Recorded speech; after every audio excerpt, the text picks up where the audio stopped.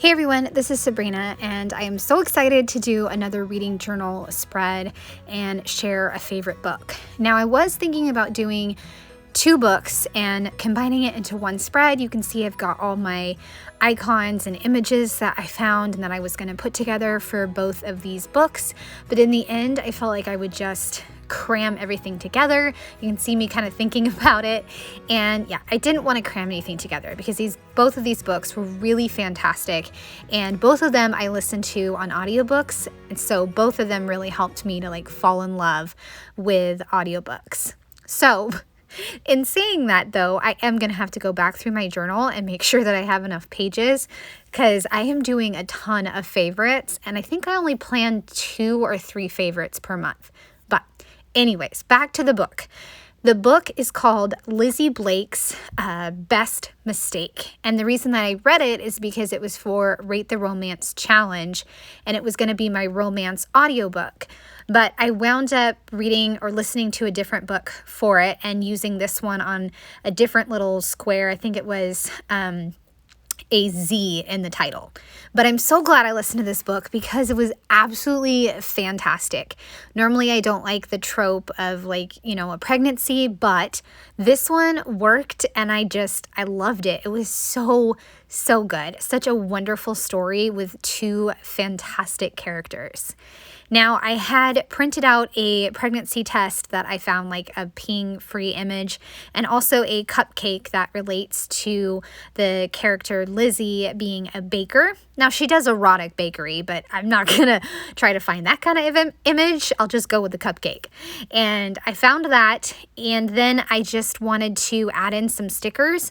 So I went to my Happy Planner stash, and I grabbed some cupcakes, sun, and some hearts. So this whole spread's going to wind up being red and yellow and a little bit of orange. So very bright and very colorful, but I love how it came out, especially with that cute little cartoon pregnancy test that I found. I also changed the colors on it a little bit to match more with the cupcake. And then I'll take those Happy Planner stickers and just sprinkle them around in different spots.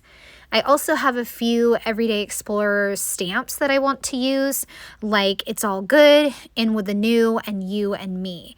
And then I have 2 black circle stickers that I picked from my Happy Planner stickers that went perfect with the themes in this book. So the one on the right is Press On, and then the other one is Never Stop Youing, which fantastic for this book. Such a special book, and I really enjoyed reading it, and I'm glad that I listened to it for, this challenge, because that's the really fun part about challenges, right? You never know if you're going to like a book, and you kind of step out of your comfort zone and try something different. And I am so glad that I did. Just like I was like, oh, I don't want to do this audiobook. I don't want to listen to it, but it got me hooked, and now I am obsessed with audiobooks. Right now I'm listening to 11/22/63 by Stephen King. It is 31 hours long, and it's very intimidating, but I am absolutely enjoying it. I really enjoyed the show, so I'm enjoying the audio now and just telling myself I can get through this one. But it's definitely interesting. So for this spread, I tested some red inks to see which one I wanted to use, and I went with the Ali Edwards one because that's the fastest drying one. And then I also added in some red stamped hearts and a few yellow stamped suns. I'm going to put the box up at the top, and then I'll add in my rating, plus the book number out of 100 and the genres.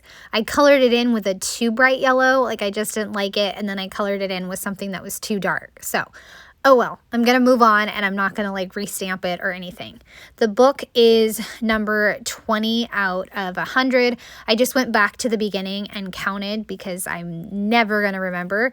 And then the genres, I put mental health because the main character, Lizzie, has ADHD that's being uncontrolled. I think that's the word that they used. Uncontrolled, she wasn't taking care of herself. So that's just the word they used. But it had to do with mental health and ADHD, and it was also a steamy romance. A lot of steam in it. So the synopsis: Lizzie feels like she's made so many mistakes in her life, and it doesn't help that her ADHD isn't managed well. And this is, I just want to say, side note, this is Lizzie admits in the book that she doesn't take her medication, and or she says she doesn't like it, and she hasn't found systems that work for her. But that's one of the great parts of this book, is that she has so much development in the book. So Lizzie tries her best not to mess up and even make sure to not let anyone get close to her. She prefers one-night stands and avoiding a commitment.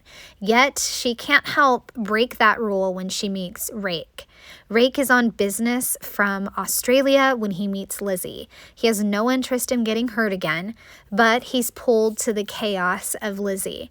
This all changes when Lizzie discovers she's pregnant, and they both have to decide how to navigate this situation. So, really great book, and with that synopsis, I think you should totally try it. I love it. Or just let me know in the comment section if you've read this book before. But also with the audiobook, the narrators, I think that's the correct word, the narrators did a really fantastic job of bringing both characters to life, and I loved the voices. So my thoughts.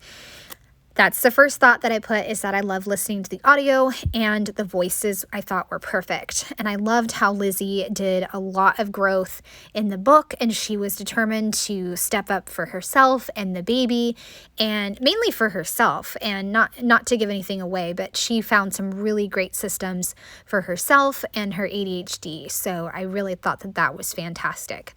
And then Rake was just a really great guy with this steadfast love and admiration for Lizzie. And he just really supported her in all the best ways. And I loved him as a character. I loved the erotic bakery and the wisecracking owner. She took a chance on Lizzie, and they were kismet almost, I guess you could say. So there was some great side characters. Also loved the quote-unquote platonic bed sharing. And overall, just a great book with some really great steam in it and character development. Now, the quotes, I have several, and there was a bunch to choose from, and I will write those down over on the left-hand side. So the first one I have is, "I think about your brain constantly," he continued, his eyes piercing into hers. "It fascinates me to no end. I want to know every corner of it, learn the secret color of your thoughts. I'd do anything for a map of it." And the second one I am going to write down is, "She decided to be brave. She decided to tear off a corner of her heart, carefully fold it into a paper airplane, and toss it at him. He could either pick it up or step on it, and she was scared of either option." The last one I choose is Rake speaking to Lizzie, and he says, "For anyone who's been told they're too loud, too emotional, too much, you are the perfect amount of enough." And that will wrap up my spread. So 3 quotes, and I could have put in more, but I ran out of room, of course. But 3 is good, and it just really captures how much they both loved each other and really took a chance on, basically this romance and then parenthood together, and it all kind of worked out. So I hope you guys enjoyed. I'd love a thumbs up or a subscribe if you are new to my channel. Have a great day. Bye.